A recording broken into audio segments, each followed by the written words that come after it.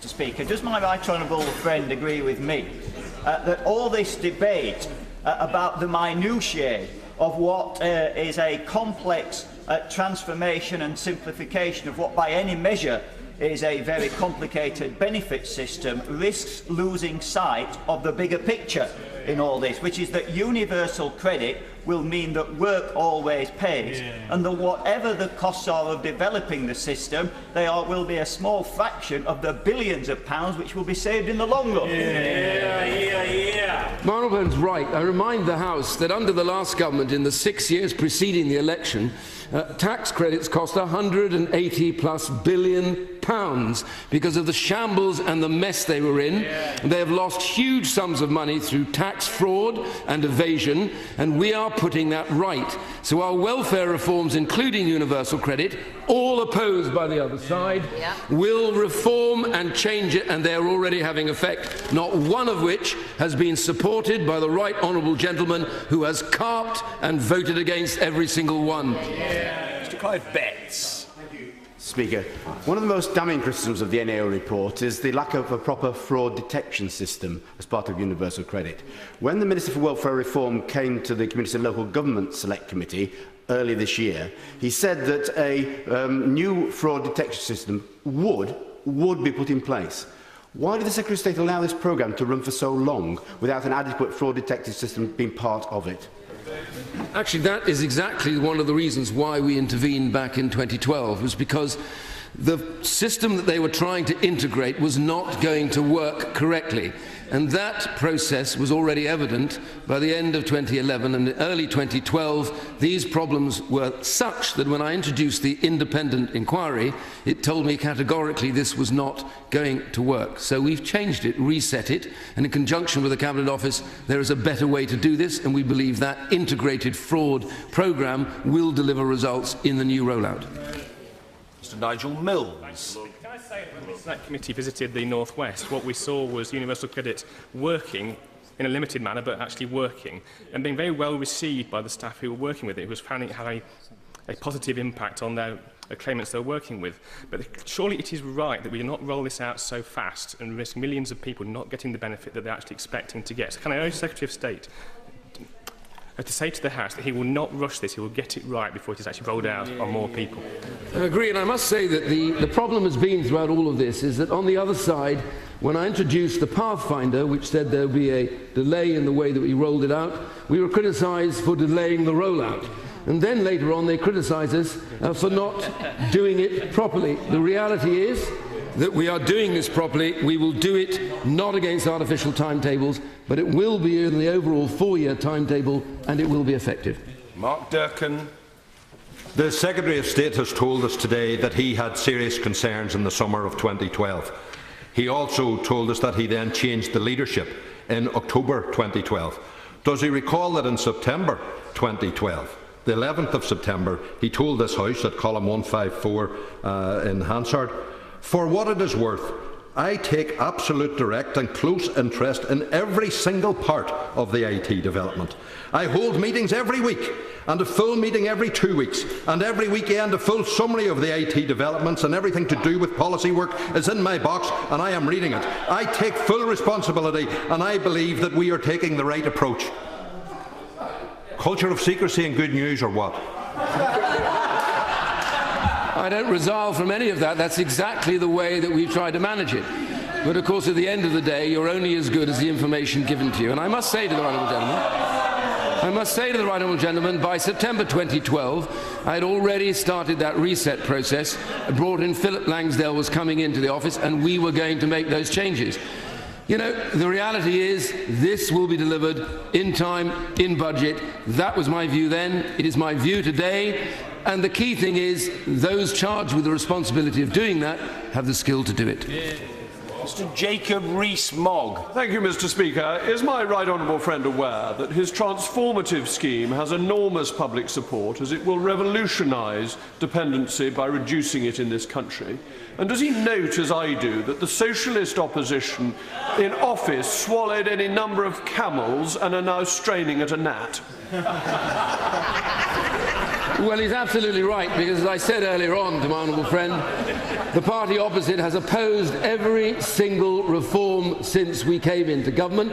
Those reforms set to save some 80 billion, and universal credit is part of that, and at no stage have they told us what they would do instead. When they said they would support universal credit, they voted against it. This is a party in opposition that is so opportunistic that it catches itself in the morning disagreeing with itself in the evening.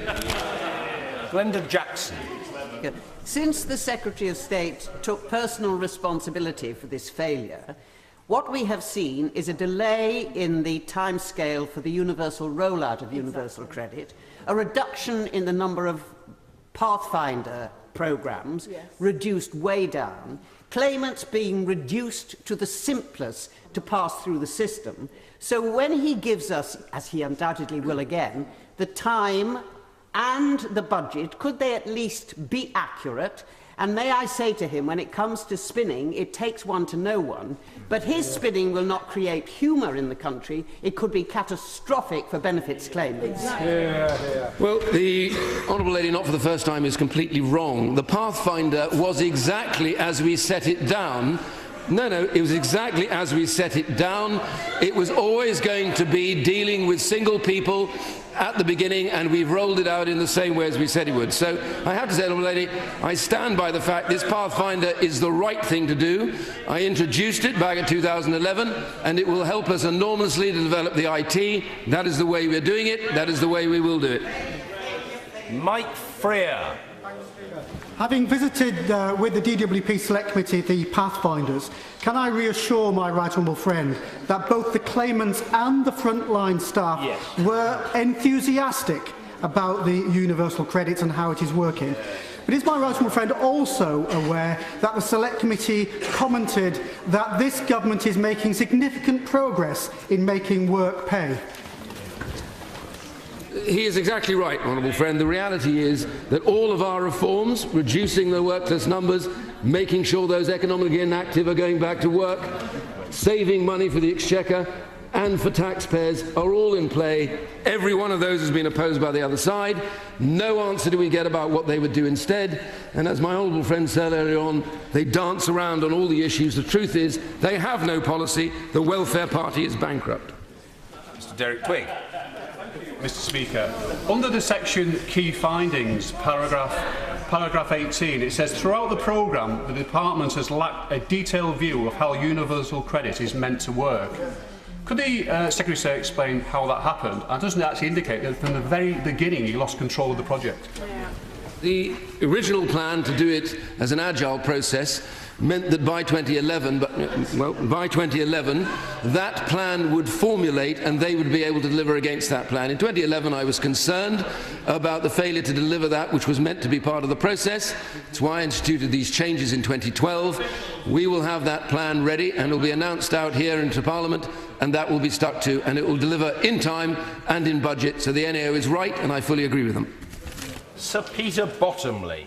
We understand the aim is to give support to the right people at the right time in the right way and help make their lives better. Can my right honourable friend give us a reminder of the additional benefits of reductions in administrative costs, in fraud and in error? The costs overall and the savings are enormous. The total of the benefits both to individuals and in fraud and error will total way up to maybe even £38 billion. And the point is, these savings are real savings. Yes, there is a problem about some wasted money in this programme, which is quite unacceptable. But set against the big savings, this is the key. It is a big and important programme. Catherine McKinnell. The use of real-time information is absolutely critical to universal credit being rolled out across the country and working properly. So can the Secretary of State confirm that the RTI project is on time and on budget at HMRC also? Yeah, the very good thing about the Pathfinder, it's allowed us to test the RTI system, and what she would find if she wants to visit any of these sites is that we are getting a phenomenally good feed from the RTI about the payroll. So in other words, in some areas, they've already discovered that some people claiming job seekers allowance are actually earning a salary at the same time. And they've been able to deal with that. That's hugely due to the fact the RTI system is working. And I recall that many on the other side said the RTI software would not work. Well, they were wrong. Justin Tomlinson. Why was this urgent question called when the Public Accounts Committee, for which I'm a member, is investigating this next Wednesday, this clearly outdated historic report? Order. I'm afraid that's not a question for the Secretary of State. I decide whether an urgent question is granted or not. I'm fully conscious of what other parts of the House are doing. The judgment I have to make is, should the matter be aired on the floor of the House today? And the answer is yes. And that, to be honest, is the end of the matter. Margot James. Thank you, Mr. Speaker. I was delighted to hear my right honourable friend say that he thought that the cultural change afforded by the introduction of universal credit was even more important than the financial savings that it will offer. In my part of the world, in the Black Country, we have a higher than average rate of workless households. Could I ask my right honourable friend, would he talk to his officials about making sure that some of the Pathfinder pilots that he has in mind take place in the Black Country? I thank my honourable friend for her support, and I will absolutely ensure that she gets the earliest rollout possible. Andy Corbyn.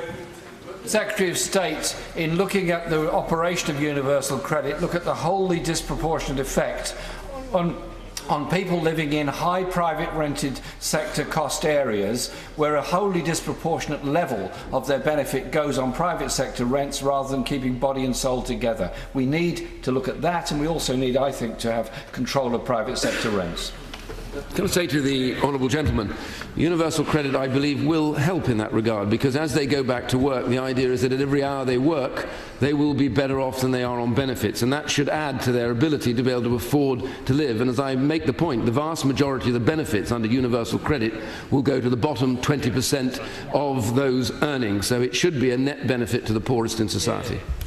Nick Dubois. Thank you, Mr. Speaker. Can I urge the Secretary of State to reject the offer from the Shadow Secretary of State of cross-party talks, not just because of their failure in IT and benefit fraud and tax credit system, but they fundamentally do not believe in welfare reform, which this country desperately needs.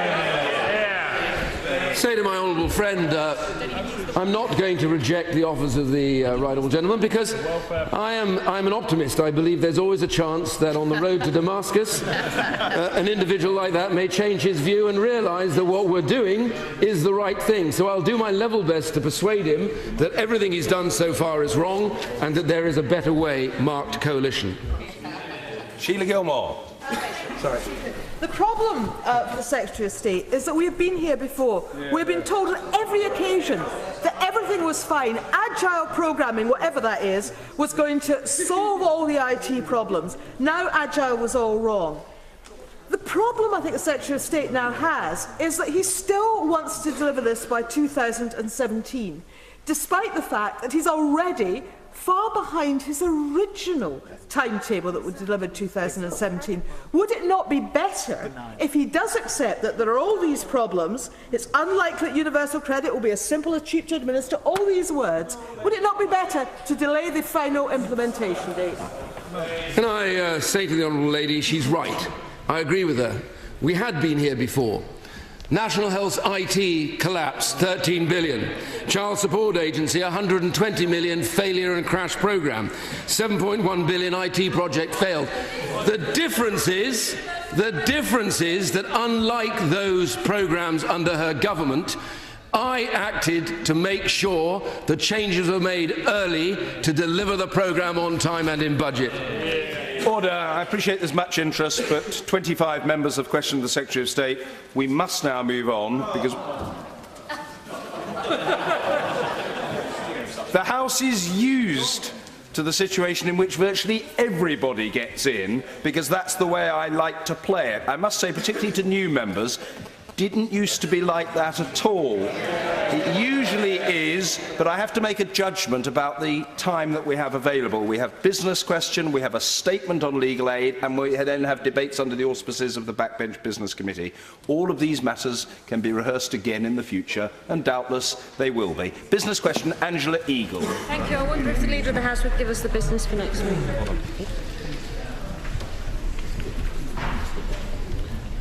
Thank you, Mr. Speaker.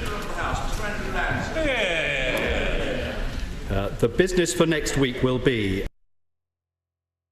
Mr. Clive Betts. Speaker, one of the most damning criticisms of the NAO report is the lack of a proper fraud detection system as part of universal credit. When the Minister for Welfare Reform came to the Community and Local Government Select Committee earlier this year, he said that a new fraud detection system would be put in place. Why did the Secretary of State allow this? Mr. Speaker, does my right honourable friend agree with me that all this debate about the minutiae of what is a complex transformation and simplification of what by any measure is a very complicated benefit system risks losing sight of the bigger picture in all this, which is that universal credit will mean that work programme to run for so long without an adequate fraud detection system being part of it? Actually, that is exactly one of the reasons why we intervened back in 2012, was because the system that they were trying to integrate was not going to work correctly. And that process was already evident by the end of 2011 and early 2012. These problems were such that when always pays, and that whatever the costs are of developing the system, will be a small fraction of the billions of pounds which will be saved in the long run. Marlborough's right. I remind the House that under the last government, in the 6 years preceding the election, tax credits cost £180+ billion because of the shambles and the mess they were in. They have lost huge sums of money through tax fraud and evasion, and we are putting that right. So our welfare reforms, including universal credit, all opposed by the other side, will reform and change it, and they are already having effect, not one of which has been supported by the right honourable gentleman who has carped and voted against every single one.